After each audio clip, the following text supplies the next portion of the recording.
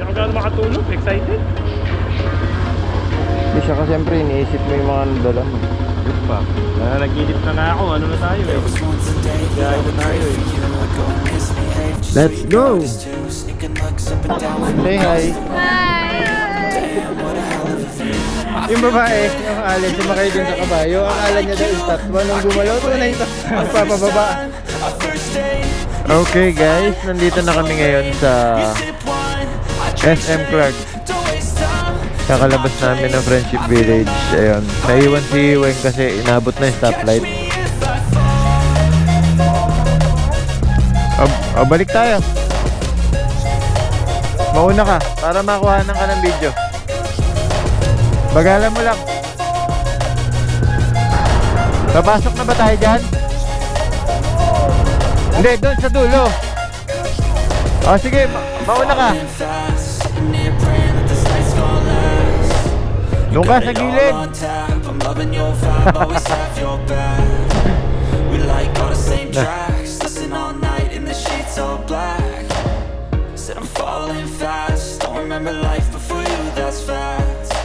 Tras ka pa dun. Tras ka pa dun. Gugulong ka naman dyan, di ka naman babagsak eh. Wigo? Hindi. Dito? Ay, ayan. Hindi naman tirik eh. Nalalayo ba to? Saan?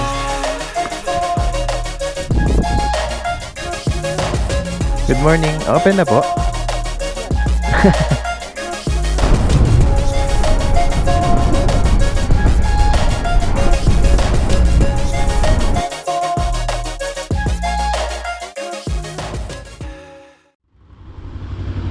Tingnan mo, niyuko mo pa.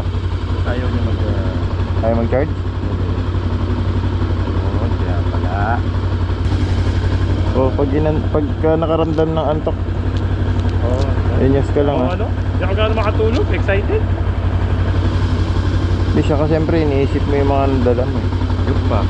Nag-idip na nga ako. Ano na tayo eh. Nag-gaya na tayo eh. Sa dulo ng Mega Dike, pasok na tayo ng Clark nun. Naglinis ka pa ng motor ha. Di ba?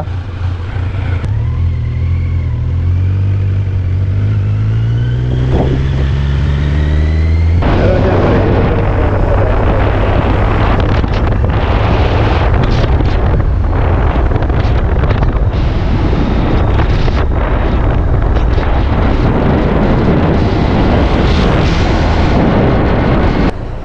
okay guys, nandito na kami ngayon sa SM Clark. Kakalabas namin ng Friendship Village. Ayun, naiwan si Weng kasi inabot na yung stoplight. Papasok na ba tayo dyan? Hindi, doon sa dulo. O sige, mauna ka.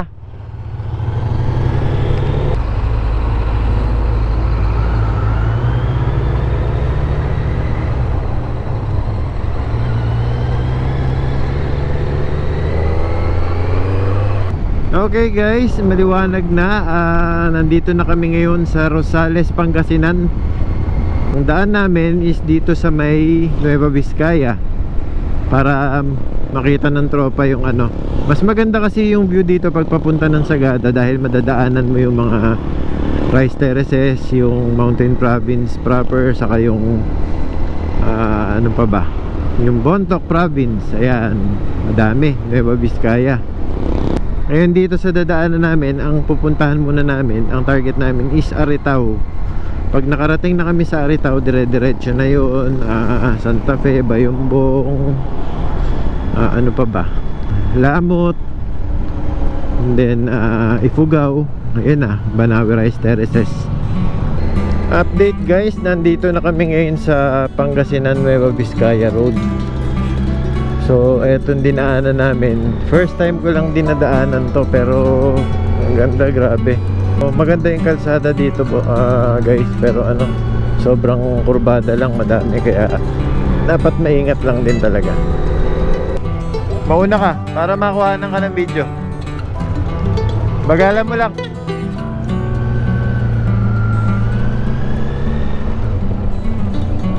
Eto pa rin kami guys, binabaybay pa rin namin yung Nueva Vizcaya Pangasinan Road. Heading to ano kami Aritaw pa din na.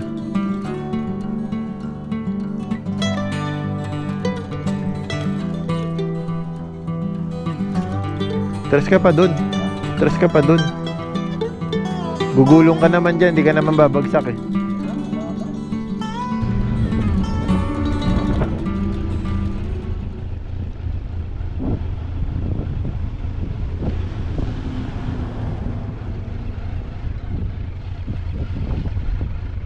Send mo na lang sa akin yan. Picture mo din ako. Natamad na ako mag... portrait eh, no? Oo. 1, 2, 3. Saan ganyan?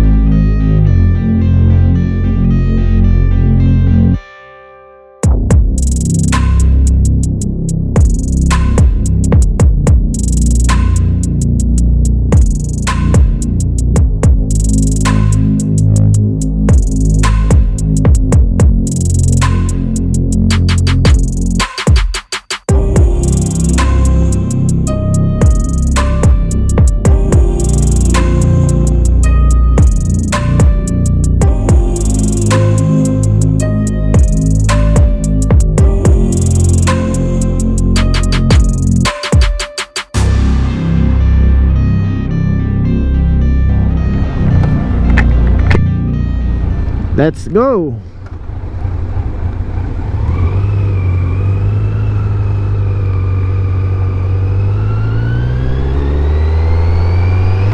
Okay, nakapag brunch na kami. Ngayon lang kami kumain ng breakfast. Tapos alanganin na kasi 11 na pala.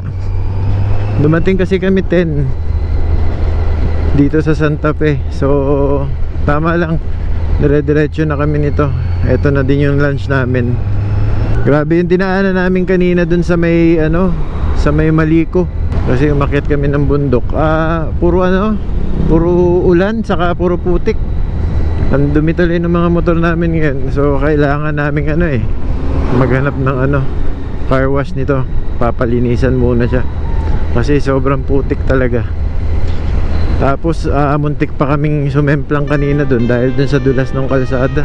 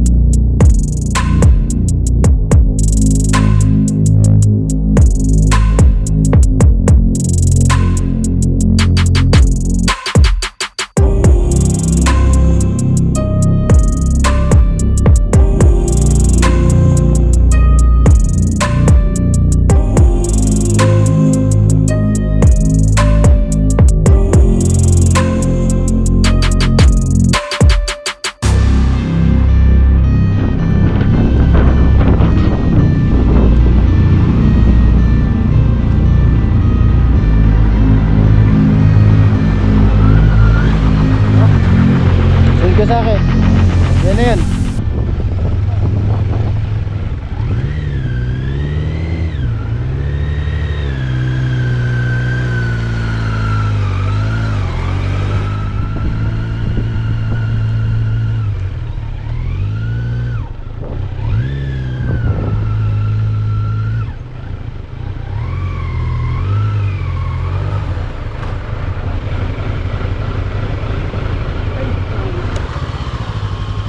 Bakit?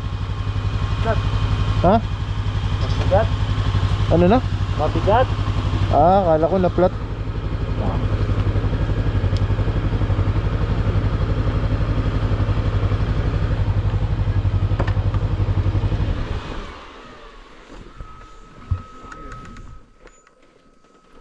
ako naamoy. Wala. Dito, lapit ka. Early. Tay. Magandang gabi po. Good evening, Tay. Ay. Yeah. Wala.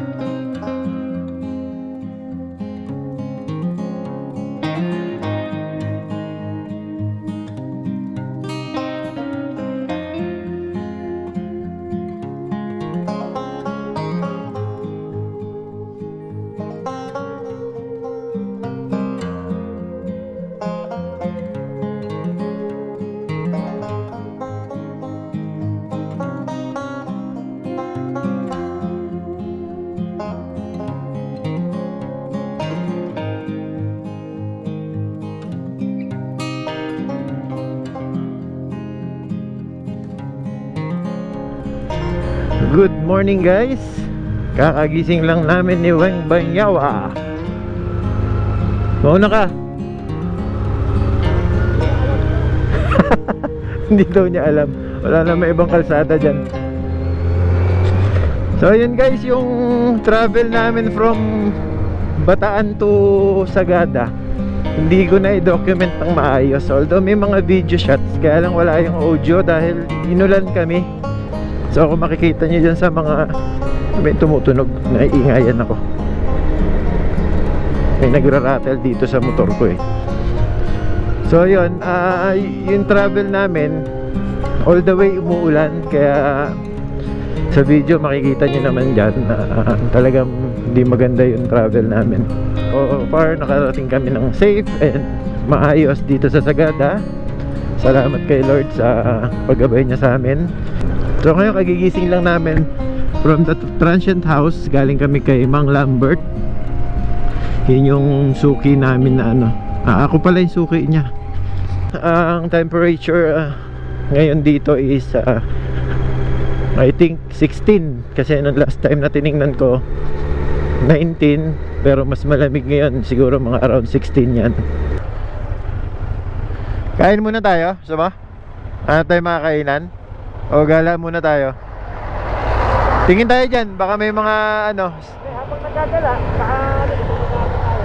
Yung ano, yung hanging coffin, dito yon. Dito sa may, ayan dyan oh. Banda dyan, lalakarin, papasok sa loob. Saan mo tatanaw yun? Huwag na lang, pagbalik. Pagbalik na natin to. Actually, yung mga hindi natin pinunta na yung kasama sa tour package, hindi natin mapupuntahan yung mga yon dahil ikot lang tayo. Lang, yung may gusto kong matanaw. Gusto mo lang ataol? Hindi. ano lang, gusto ko lang makita, curious lang. Mamaya ikutin natin. Dapat 100 meters kala, coffee na lang tayo, ganun din yung lakad. Ay hindi, grabe yun. Oh? 100 meters, 1/4 nung oval. Kaya lang, hindi ko alam kung dito yung shrine. Doon yata eh. Ha? Dapat nagtanong na tayo. Pero walang bakal yan, no?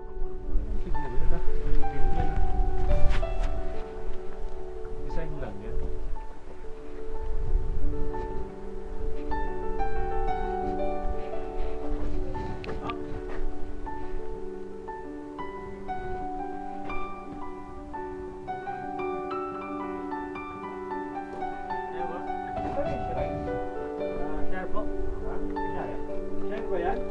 Shire, hindi shrine. Hindi shrine. Sorry naman, mali ako. Sorry sir. Ano po to, hotel? Yes po. Ah, okay. Shiray. Ganda. Okay. Sorry naman. May ano pala. Ang galing, no?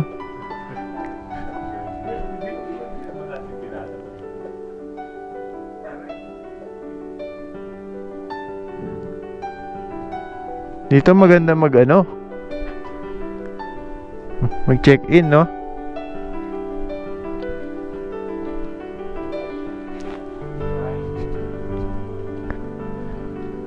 Mali yung basa ko, puyat eh.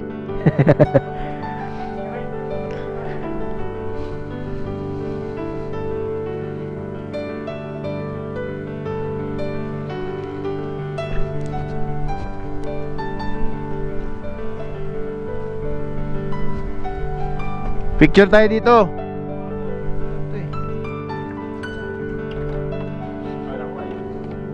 Ay, kala ko may step.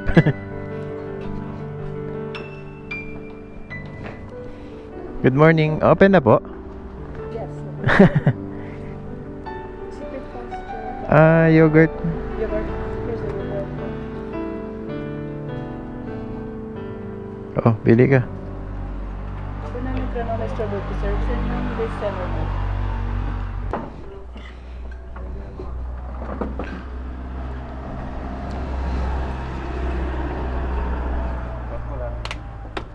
Ha?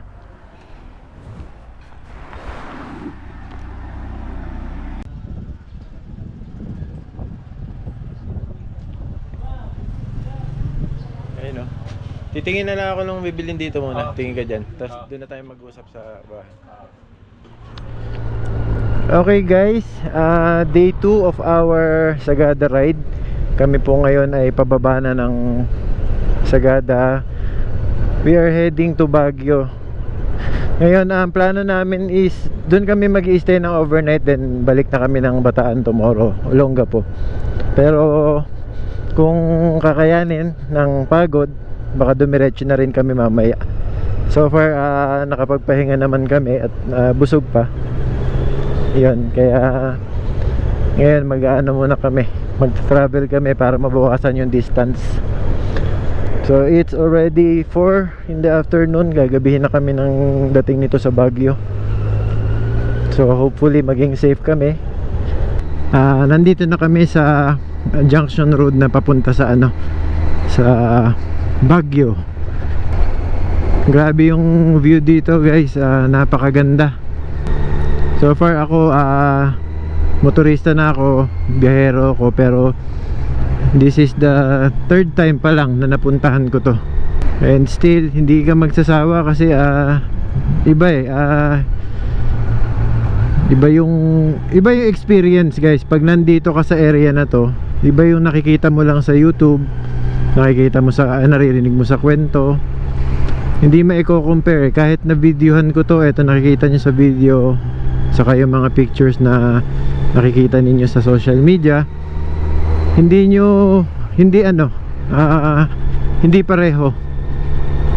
Kaya I recommend sa mga mahilig mamasyal, gusto makakita ng ganitong views, punta kayo dito.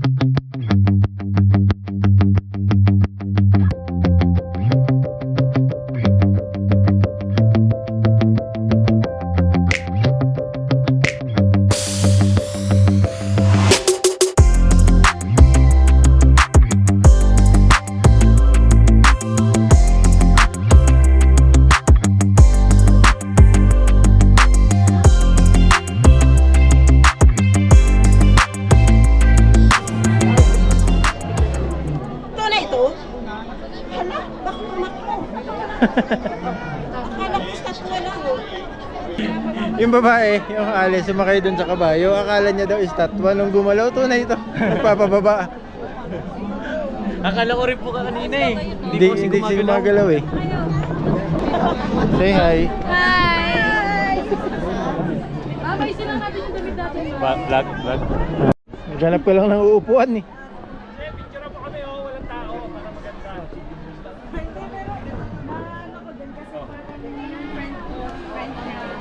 Masama ka muna mamaya. Grabe ko yun ako. Press ka lang.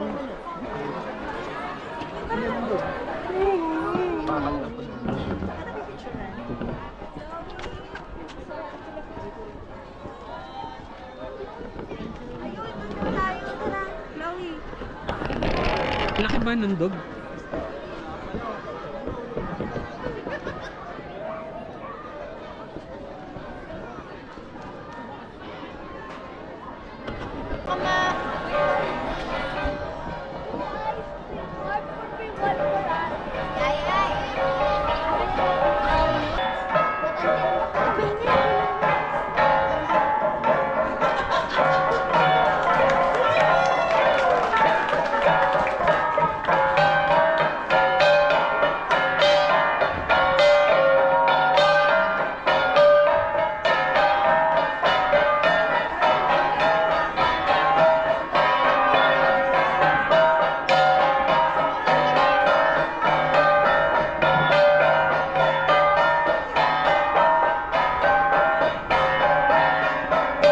Boy yan. Picture siya, picture. Picturean ko lang siya.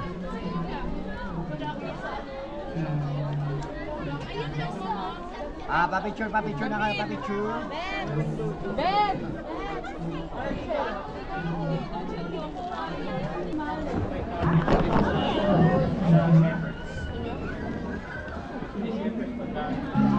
Tas po, strawberry. Natin dito. Palabas na kami ng Baguio ngayon guys. Nandito kami sa heading to Marcos Highway na.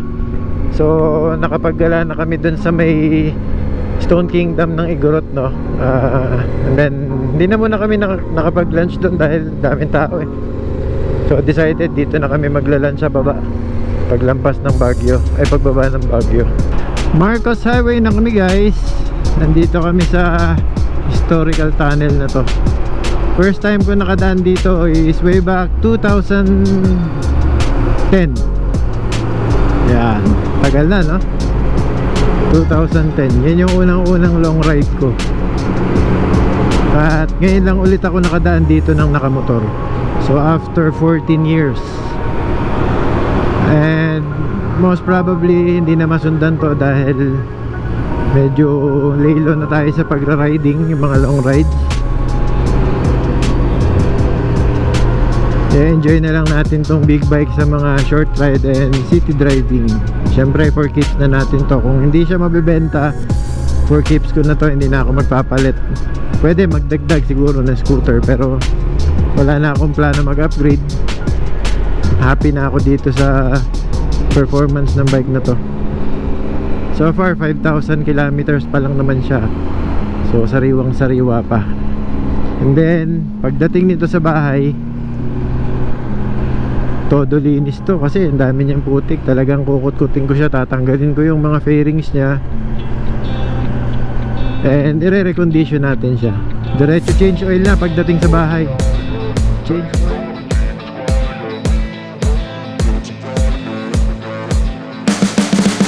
You can see the riding on the pavement. Young kids, they're growing up in basements. Online, a whole new generation. I'ma make mine, so you better go take it.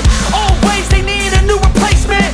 Decentralized, can't contain it. We're changing lives, yeah, upgrading. Call it suicide of the older generation. What keeps you up at night, yeah? Make all the demons quiet, yeah. We were built to thrive, yeah. I think that we've all had enough. What keeps you up at night, yeah? Make all the demons quiet, yeah. We were built to thrive, yeah. I think that we've all had enough. Oh, yeah, I think that we've all had enough. Sick of dealing with the old plan. They know that we're calling it wrong. You got me like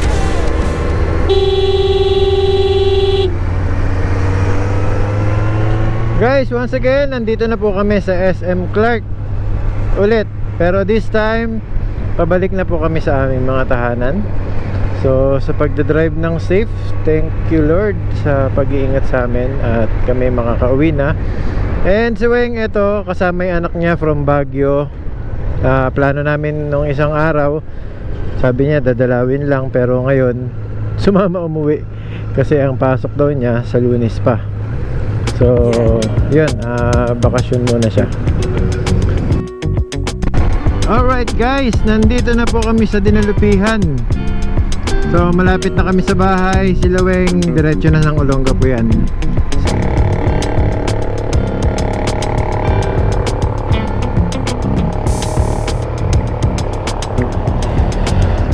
Oh, ingat. Uwi na kayo para magkita na sila na airmat niya. Oh, malapit na lang. Pag-alam mo na lang ah. Ingat kayo, Sean.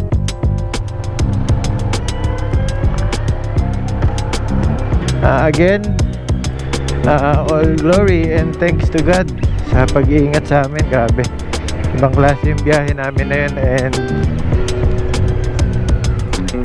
good evening.